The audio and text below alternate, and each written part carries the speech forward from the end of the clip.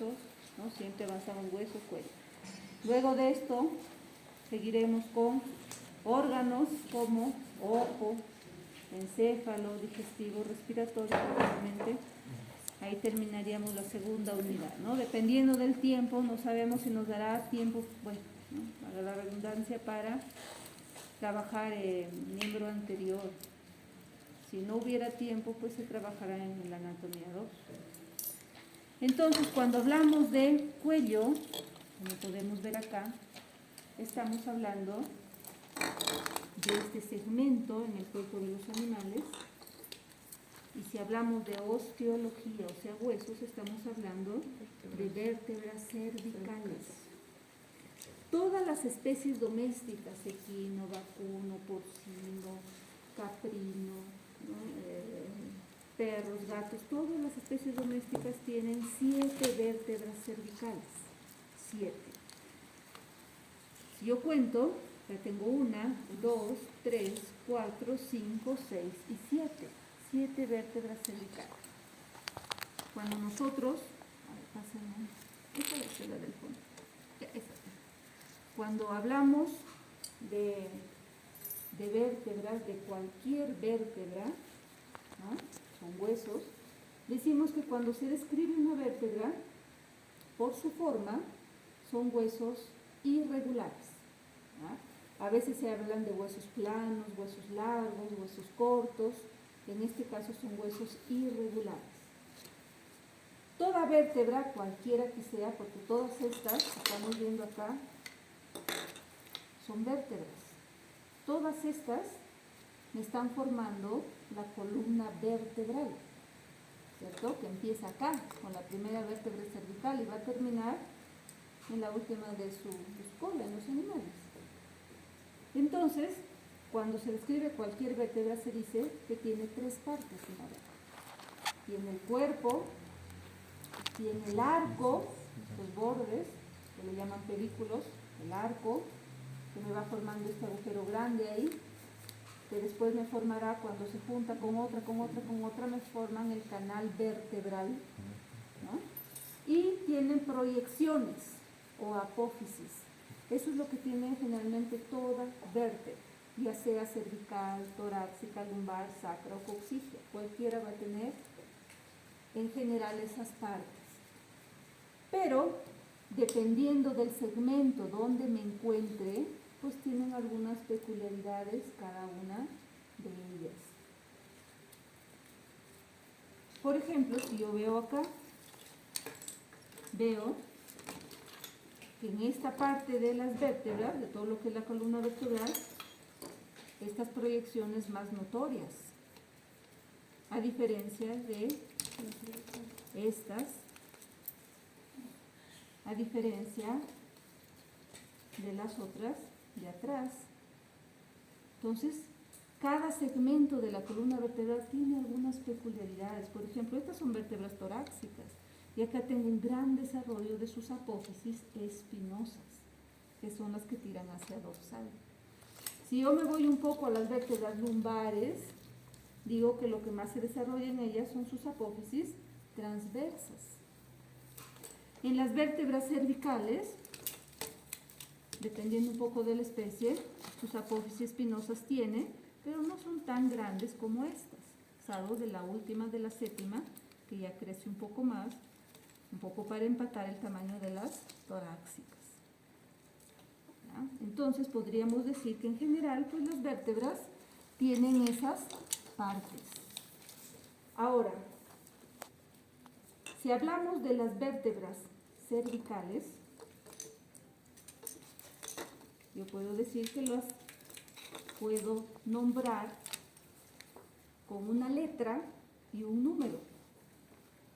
Si estoy a nivel del cuello, se consideran vértebras cervicales. Entonces le pongo la letra C mayúscula, ¿no? La C mayúscula y un número.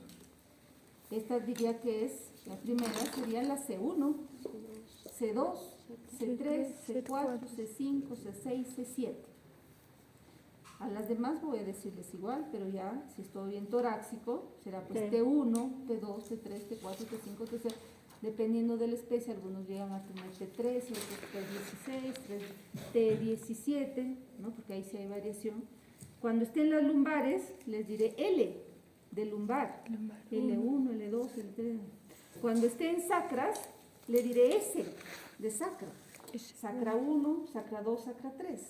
Cuando estén las coxigias, más bien dicho en la cola, ya les digo coxigias o caudales, ahí les pondré la letra CO o CA.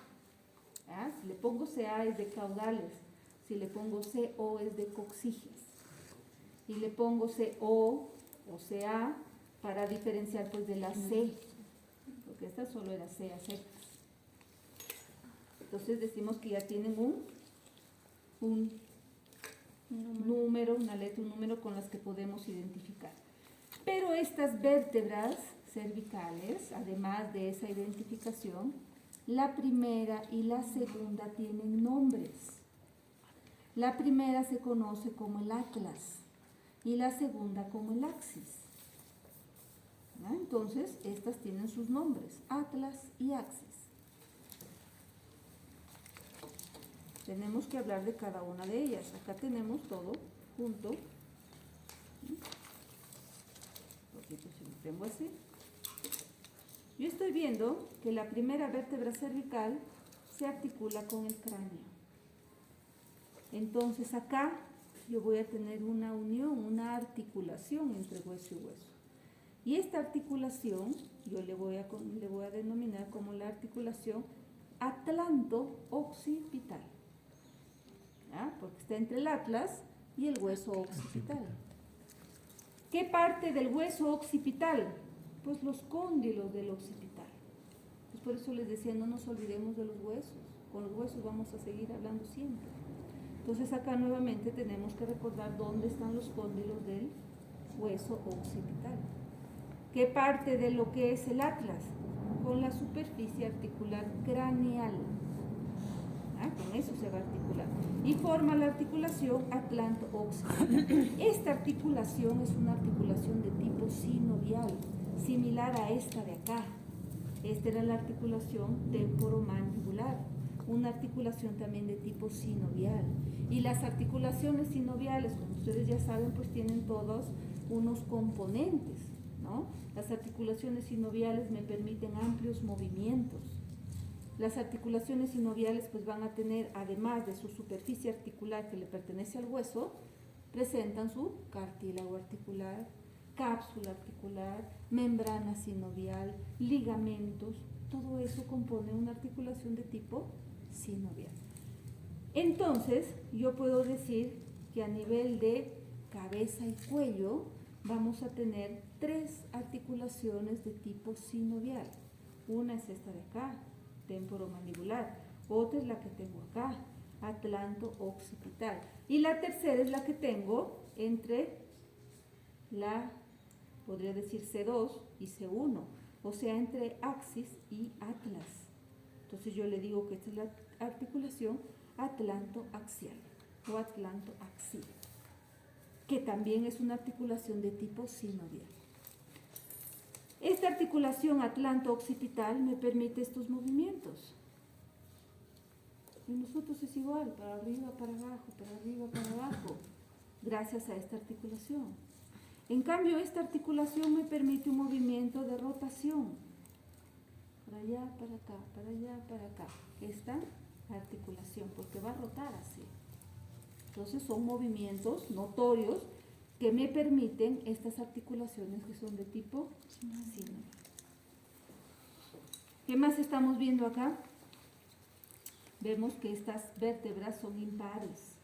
Acá no tenemos pares, ¿no? Cuando hemos ido viendo muchas estructuras en el perro decimos lo que tengo en el lado derecho tengo en el lado izquierdo, ¿no? Si tengo glándula salival mandibular en un lado derecho también lo tengo en el lado izquierdo. Pero con respecto a estos huesos son huesos impares. Están justo en el centro, ¿no? Formando ahí todo lo que es la columna. Y están como en fila india, ¿no? Uno detrás del otro, articulados ahí. Entonces van formando pues un canal en el centro. Y ese canal es importante.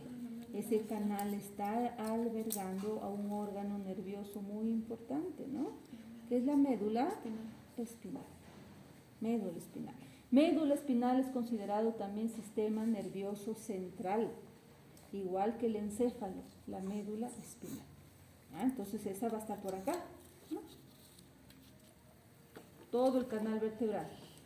Dependiendo de la especie, médula espinal, así como médula espinal, lo podemos tener hasta T6, hasta L6, en algunos casos llega hasta sacro.